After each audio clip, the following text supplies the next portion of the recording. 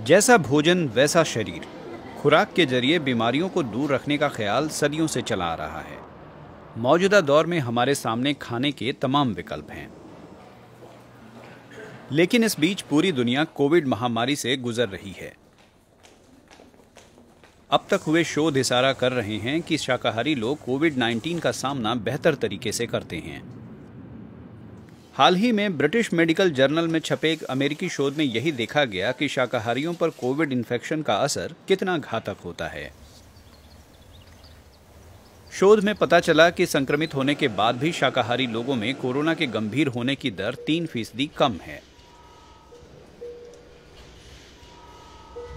ये तुलना कम कार्बोहाइड्रेट और ज्यादा प्रोटीन खाने वाले लोगों से की गई।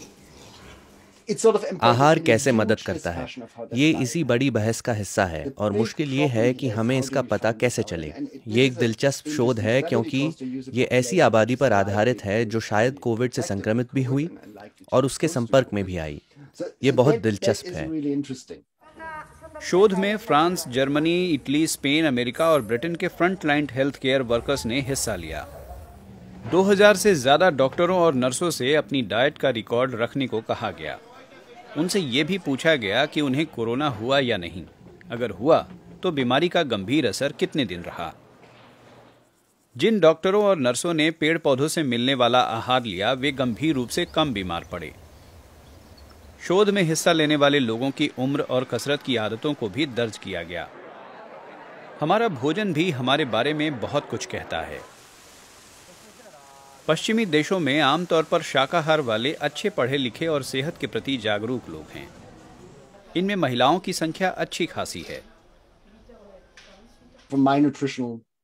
मैं अपने पोषण संबंधी नजरिए से कहूं तो हमेशा पोषण की चिंता करना अच्छा आइडिया नहीं है। अगर आप संतुलित आहार लेते हैं तो ये काफी है। आपको एक्सट्रीम में जाने की जरूरत नहीं है।